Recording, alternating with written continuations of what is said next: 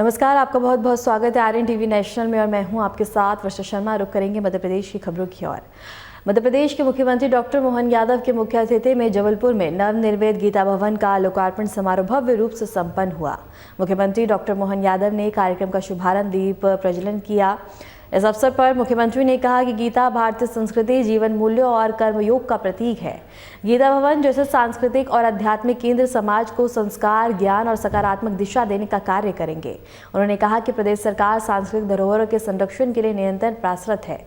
कार्यक्रम में कैबिनेट मंत्री राकेश सिंह, सांसद आशीष दुबे सहित कई जनप्रतिनिधि, गणमान्य नागरिक और श्रद्धालु उपस्थित रहे। उपस्थित अतिथियों ने गीता भवन के निर्माण को क्षेत्र के सांस्कृतिक विकास की दिशा में एक महत्वपूर्ण कदम बताया। माननीय सांसद आशीष दुबे जी, माननीय सांसद सुमित्रा वाल्मीकि जी, माननीय महापौर जगत बहादुर जी, माननीय विधायक अशोक रोहाणी जी, सुशील तिवारी जी, अभिलाष पांडे जी, नीरज सिंह जी, माननीय विधायक संतोष बरकड़े जी, जिला पंचायत के अध्यक्ष श्रीमती आशा मुकेश गोटिया जी, रिंकू विज नगर निगम के अध्यक्ष और भाजपा के अध्यक्ष माननीय रत्नेश सोनकर जी, राजकुमार पटेल जी। जब मैं नाम बोल रहा हूं तो ताली वाली बजाकर आप भी अपनी उपस्थिति से उनका सम्मान सभी का जोरदार तरीके से करें। आज का ये अद्भुत दिन है और यशस्वी प्रधानमंत्री के नेतृत्व में 2014 के बाद ही सच में भारत सरकार के माध्यम से भी सांस्कृतिक अभ्युदय का अद्भुत ये एक वातावरण, सुखद वातावरण चल रहा है। और ऐसे में हमारे अपने राज्य में भी यशस्वी जब मैं शिक्षा मंत्री था, मैं बताना चाहूंगा, माननीय प्रधानमंत्री जी ने लोकसभा के अंदर शिक्षा नीति को एक तरह से बदलते हुए, संशोधित करते हुए, यद्यपि आजादी के बाद 2 बार ऐसा मौका आया, 1968 में, 1986 में, लेकिन केवल ऐसा कहा जाता था कि वो अंकों का खेल है, 8 इधर लग गया, 6 के उधर, लेकिन कुछ हुआ नहीं। लेकिन 2020 की जो शिक्षा नीति आई और 20 की शिक्षा नीति के बलबूते पर हमने अपने राज्य में शिक्षा नीति देश भर में लागू हुई, तो मध्य प्रदेश की धरती पे हुई, हमें इस बात का आनंद है।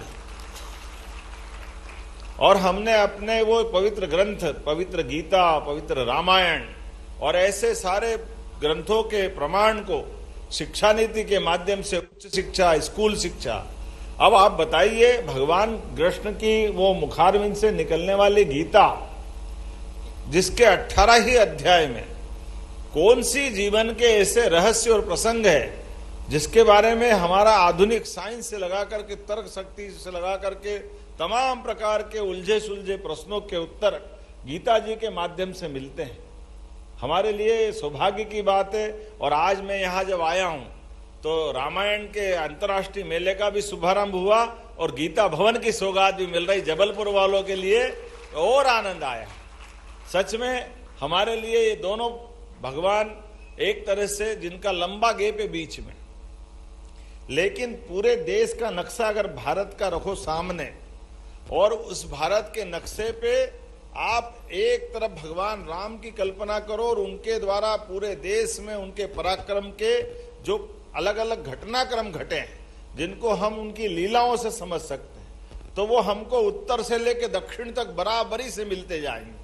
और भगवान कृष्ण की यद्यपि 17 लाख साल का अंतर है, लेकिन भगवान कृष्ण की भी अगर लीलाओं की अपन हिसाब लगाएंगे तो पूरा कहां नरकासुर असम के ऊपर और माता रुक्मणी का भी वो अरुणाचल का हिस्सा, लेकिन पूरब से लेके पश्चिम की द्वारका तक पूरा देश दोनों देवताओं के माध्यम से दुनिया को समझा सकता कि राम कृष्ण की संस्कृति क्या होती है, भगवान राम और कृष्ण का जीवन क्या होता है, ये भौगोलिक सीमाओं के माध्यम से। इसलिए दुनिया के सभी देशों में हमारे अपने इन देवताओं के माध्यम से सच में इस मृत्यु लोक के अंदर हर एक का जीवन परमात्मा ने निश्चित किया है, लेकिन हमारे जन्म से लेकर मृत्यु तक का जो समय नियत किया गया है, वो हमको कदम कदम पर हर एक के जीवन के अंदर, ये हमारा शरीर वास्तव में भगवान ने विराट शरीर दिखा करके अर्जुन की तमाम जिज्ञासाओं का समाधान करने का प्रयास भी किया। लेकिन वाकई में गीता जी और भगवान के उस प्रसंग को हम उनकी लीला ही मान लेते हैं कि भगवान ने प्रसंग तो अर्जुन को सामने रखा है, लेकिन संजय को दिव्य दृष्टि पहले दे दी और दिव्य दृष्टि के माध्यम से धृतराष्ट्र को सुनाते सुनाते वास्तव में इस अंधी दुनिया के आंख खोलने का काम भगवान कृष्ण ने किया है। उनके अपने मुखारविंद से सभी ग्रंथों को निचोड़ के रूप में दा करके हम सब जानते हैं इस बात को। मोह में, पुत्र मोह में, तमाम प्रकार के आकर्षण विकर्षण के बीच अंतर्द्वंद से उलझावा वो खराब समय का सबसे बड़ा शासक जिनको हम कौरव के राजा धीराज के नाते से जानते हैं, लेकिन उनके मोह के बाद भी जीवन उसी प्रकार से हमको इसी तरह से लेना चाहिए जैसे भगवान कृष्ण के जीवन को हम समझने का प्रयास करेंगे। भगवान का स्वयं का जीवन भी हम कई बार कष्टों से घबरा जाते हैं। हमारे मन में कष्टों से कई बार मन में ऐसा लगता है कि हमसे ज्यादा कष्ट किसने उठाए होंगे, लेकिन भगवान कृष्ण के जीवन के काल को देखोगे तो ध्यान में आएगा कि भगवान ने स्वयं ने, और केवल भगवान नहीं, भगवान के प्राकट्य के पहले भी भगवान के माता पिताओं ने भी कितने कष्ट उठाए। कभी कल्पना कर सकते हैं कि जिनके माता पिता के पुत्र पुत्रियों के भगवान के पैदा होने के बाद जेल के अंदर आंखों के सामने एक बालक 9 माह में माँ बाप की जीवन की सबसे बड़ी धरोहर करके अपने पुत्र पुत्री का जन्म होता है, और भगवान के प्रकट होने के पहले ही उस मांस के एक तरह से लोथड़ा है और उसको पैदा होते ही उनके सामने नरियल की तरह पटक करके जो खून का फव्वारा छूटता और जैसा दृश्य होता है, वाकई में वो दृश्य की कल्पना करना मुश्किल है। लेकिन भगवान के प्राकट्य की कितनी बड़ी कीमत चुकाते। वसुदेव देवकी को भी प्रणाम करता हूं आपके सबके माध्यम से। माँ बाप हो तो भगवान कृष्ण का तो जन्म जेल में हुआ, और जेल में जन्म होने के बाद भी जब 7 बच्चे इधर उधर करते करते लगातार बलिदान हुआ है, ऐसे में भगवान कृष्ण का जीवन बचाना अत्यंत कठिन था। और उस कठिन काल में राकेश जी कल्पना करो कैसा युक्ति बुद्धि से प्रयत्न हुआ होगा कि वसुदेव देवकी के साथ साथ उनके मित्र हैं नंद बाबा और यशोदा मैया, एक समय में दोनों के यहाँ संतान हो रही, और मित्रता को निभाने के लिए, मित्र के बच्चे को बचाने के लिए, भगवान कृष्ण के जीवन के लिए नंद बाबा यशोदा कितना बड़ा त्याग करते। अपनी पुत्री को उनको देते हैं और उनके पुत्र को अपने पास लेते हैं।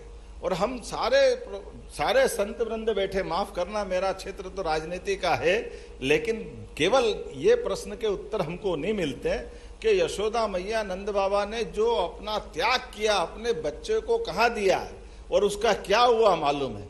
लेकिन जैसे ही भगवान कृष्ण को अपनाया, अपने जीवन में कभी एहसास ही नहीं हुआ कि कृष्ण भगवान यशोदा मैया के बेटे नहीं है या नंद बाबा के बेटे नहीं है। कितना अद्भुत हमारा ये संस्कार उस काल में दिया है।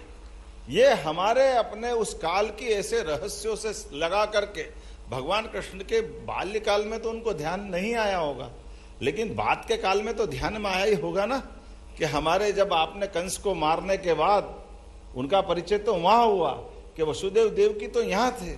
अब भगवान को कहीं ना कहीं तो ध्यान में आया होगा कि फिर ये यहाँ माता पिता है तो वो कौन है।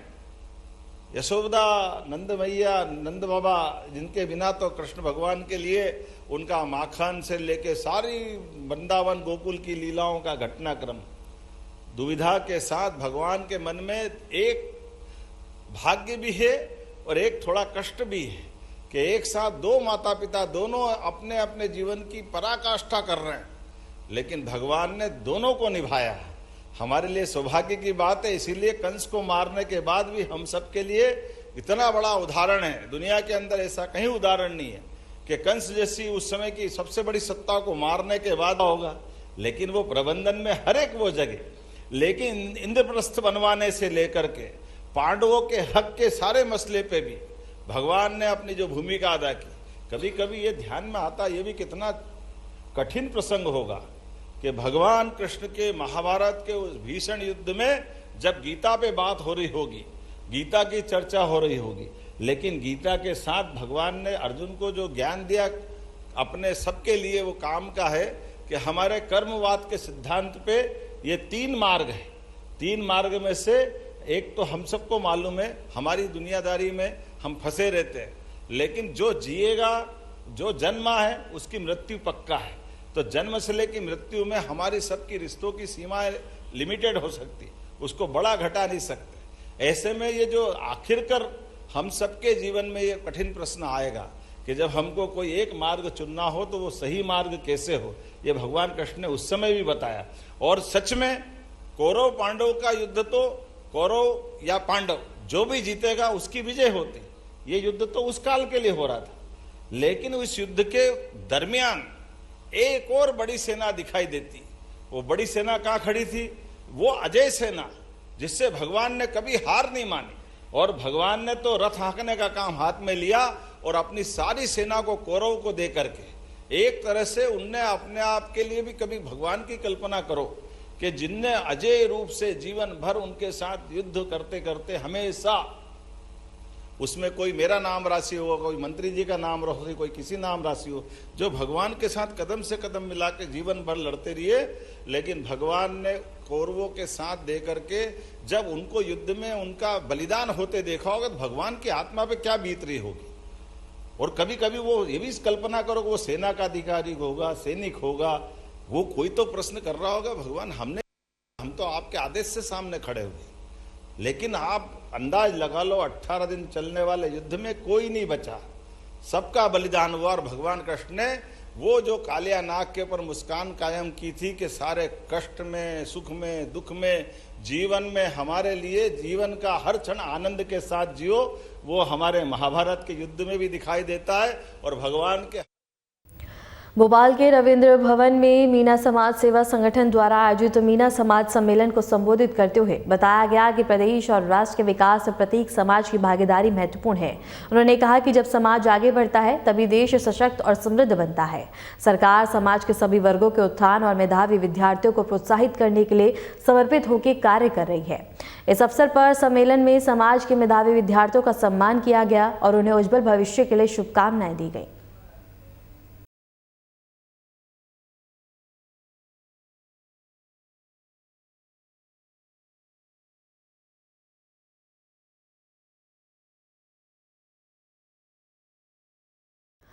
आरएसएस प्रमुख मोहन भागवत ने बता दें कि आयोजित सामाजिक सद्भाव सम्मेलन में हिस्सा लिया। उन्होंने कहा कि सद्भावना समाज की सदा के लिए आवश्यकता है और यह जीवन के हर पहलू में जरूरी है।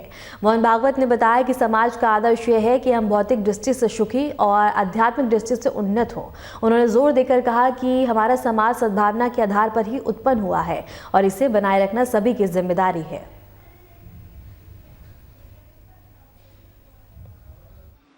सदा के लिए आवश्यकता है। समाज कहने से ही उसमें सद्भावना है, ऐसा अर्थ होता है। हम लोग अंग्रेजी में बात करते हैं तो हम सोसाइटी कहते हैं या कम्युनिटी कहते हैं, लेकिन समाज का वो ट्रांसलेशन नहीं है, भाषांतर नहीं है। समाज ये अपनी भाषाओं का शब्द है। सम अज ऐसा उसका विग्रह होता है। तो समान गंतव्य वाले हमारे देश में, हमारे इस समाज का एक समान गंतव्य रहा है। हम उसको बोल नहीं सकते, भूल गए, हम जानते नहीं, लेकिन जाने अनजाने, चाहे अनचाहे, हम कर वही रहे हैं, क्योंकि ये हमारे ऋषिमुनियों की परंपरा ने हमारे डीएनए में भर दिया है। किसी को भी आप पूछो, अनपढ़ व्यक्ति को भी पूछो कि जीवन कैसे जीना है, कैसा जीवन होना चाहिए, तो वो सहज रूप से बताएगा। जैसे कबीर जी ने बताया उसी अर्थ का बोलेगा। साईं इतना दीजिए जामे कुटुंब समाए, मैं भी भूखा ना रहूं, साधु भी भूखा न जाए। तो हमारे समाज की ये कल्पना है जीवन की कि भौतिक दृष्टि से भी सुखी रहे और आध्यात्मिक दृष्टि से भी उन्नत हो। मैं अकेले के लिए नहीं जीऊं, अपने व्यक्तिगत जीवन में मैं भगवान को पालूं और जीवन जीते समय मेरा जीवन स्वार्थ का न रहे, सेवा परोपकार का रहे।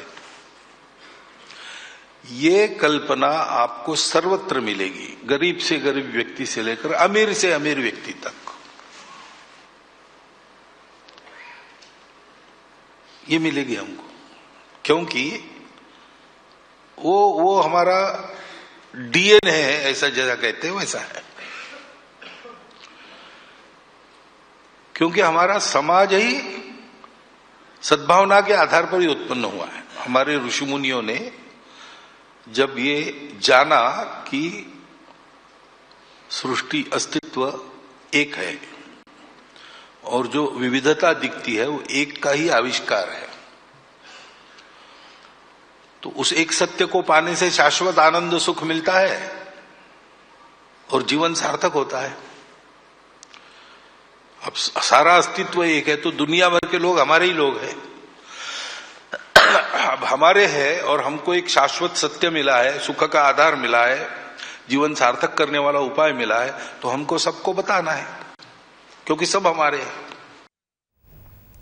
केंद्रीय मंत्री शिवराज सिंह ने वीवीजी रामजी योजना के बारे में जानकारी देते हुए कहा कि इस योजना के तहत कम विकसित पंचायतों को 125 दिन की रोजगार गारंटी मिलेगी और किसानों को खेती के पीक सीजन में भी काम मिलेगा, जिससे खेती का काम बाधित ना हो। शिवराज सिंह चौहान ने इसे मनरेगा से बेहतर बताया। इसके साथ ही उन्होंने कांग्रेस पर आरोप लगाया है कि संसद में उनकी आवाज दबाई गई है, जबकि जरूरी सवाल जवाब होना चाहिए था। उन्होंने विपक्ष से सवाल किया कि अगर चर्चा इतनी जरूरी थी तो संसद में क्यों मौजूद नहीं थे।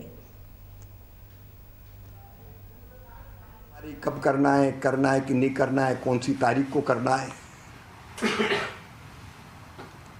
अब वो क्यों ऐसा कर रहे हैं ये वो जवाब दें। लेकिन भ्रम ना फैले और सच्चाई सामने आए, इसके लिए हमारे राष्ट्रीय अध्यक्ष जी जनता के बीच ठीक जानकारी पहुंचे, इसके लिए कार्यक्रम घोषित करेंगे। इसके साथ आप लोग सर सीरीज चलाएंगे लोगों के बीच में जाकर के? नहीं, हम तो सच्चाई रखेंगे ही, क्योंकि इसमें मजदूरों का हित, इसमें किसानों का हित, इसमें योजना में लगे कर्मचारियों का हित और इसमें गांव का हित। इंदौर कलेक्टर शिवम वर्मा ने आईसीएमआर विशेषज्ञों से बैठक के बाद बताया है कि शहर में दूषित पानी की जांच और सुधार के लिए किए गए कदम उठाए जा रहे हैं। सीधे बोरवेल और घरों की छोटी टंकियों में क्लोरीन डाला जा रहा है और सैंपलिंग लगातार जारी है। कलेक्टर ने कहा कि शहर के विभिन्न इलाकों में पानी के प्रशिक्षण और की प्रक्रिया चल रही है। इसके साथ ही लोगों का अस्पतालों में इलाज जारी है और बड़ी संख्या में लोग ठीक होकर घर लौट रहे हैं। सिंगल पॉइंट था, मल्टीपल पॉइंट पर उनकी टीम निरंतर देख रही, जांच रही है। वो हमारी जो एपिडेमिक है इसका ऑनसेट कैसे हुआ, अभी किस स्टेज पर है, इसकी पूरी समीक्षा हुई है। आने वाले टाइम में हमको क्या करना पड़ेगा, कैसे नॉर्मलसी की तरफ लाइन्स की टेस्टिंग किस प्रकार करनी पड़ेगी, तो इन सब विषयों पर चर्चा हुई है। हम लोग अभी डिसाइड ये किया गया है कि जो अपनी पानी की सप्लाई की लाइन है उसकी क्लोरीन से फ्लशिंग करके उसकी टेस्टिंग करेंगे। टंकी पर डिस्ट्रीब्यूशन नेटवर्क के बीच में टेल एंड पे ये सारी टेस्टिंग होगी। हमारे जितने बोर है, चाहे वो प्राइवेट हो चाहे गवर्नमेंट, सबकी क्लोरिनेशन की जा रही है। मतलब जो बच्चे उनकी भी क्लोरिनेशन करेंगे, उसके सैंपल लेंगे, टेस्टिंग करेंगे, ताकि उनको भी फिर ओके करते जाएंगे। तो और साथ ही साथ जब सभी घरों में अगर हम देखें, सभी घरों में छोटे छोटे टैंक बना रखे हैं लोगों ने अपने उपयोग के लिए, जिसका उपयोग वो गैर पीने के लिए करते हैं। मतलब तो इसकी भी, चूंकि वो पानी पड़ा हुआ है, पुराना पानी है, तो उसमें भी क्लोरिनेशन किया जा रहा है। इसके लिए भी टीम्स की ट्रेनिंग की गई, वो भी प्रारंभ हो गया है। तो ये सारे पॉइंट्स हम लोग काम करेंगे। दूसरे कुछ क्षेत्रों में भी हम लोग सैंपलिंग करा रहे हैं, शहर के अन्य क्षेत्रों में जहां शिकायतें आ रही हैं, जहां ऐसे पॉइंट्स आ रहे हैं कि हम सैंपल करा के ये देखना चाह रहे हैं कि वहां भी कोई इस प्रकार का एस्पेक्ट तो नहीं है, और ये हम सैंपल करा के इसके बाद आगामी कार्रवाई करेंगे। तो इन सारे विषयों पर चर्चा हुई है। जो हमारा लाइन ऑफ ट्रीटमेंट है वो अपना चालू है ही है। अभी हमारे अस्पतालों में जो लोग उपचार ले रहे हैं उनका उपचार किया जा रहा है, निःशुल्क उपचार किया जा रहा है माननीय मुख्यमंत्री जी के निर्देशानुसार, और उसमें लोग स्वस्थ होकर लौट भी रहे हैं। डिस्चार्ज भी बड़ी संख्या में लोग हुए हैं, और जो डिस्चार्ज होकर लौट रहे हैं उनका भी हम लोग फॉलोअप कर रहे हैं। तो इन्हीं सब पॉइंट्स पे चर्चा हुई है। इंदौर में कांग्रेस कार्यकर्ताओं ने दूषित पानी के मुद्दे को लेकर विरोध प्रदर्शन किया। प्रदर्शनकारियों ने कहा कि शहर में पानी की गुणवत्ता खराब होने के कारण लोग बीमारियों का शिकार हो रहे हैं। उन्होंने प्रशासन से तुरंत प्रभावी कदम उठाने और नागरिकों को सुरक्षित पानी उपलब्ध करवाने की मांग की है।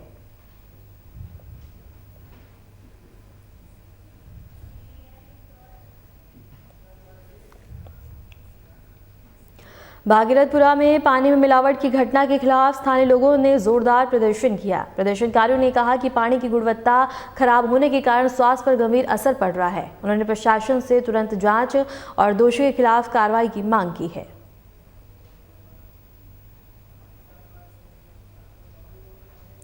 पानी में गंदगी के संकट के बाद इंदौर के एडिशनल कमिश्नर आशीष पाठक और आकाश सिंह ने भागीरथपुरा क्षेत्र के घर घर जाकर सर्वे और निरीक्षण किया। इस निरीक्षण का मुख्य उद्देश्य लोगों की सेहत की निगरानी, टैंकरों के माध्यम से सुरक्षित पानी का उपलब्ध कराना और पानी के उपयोग के नियमों का पालन सुनिश्चित करना था। अधिकारियों का यह कदम प्रभावित इलाकों में सुरक्षा और भरोसा बहाल करने की प्रशासनिक कोशिशों को दर्शाता है।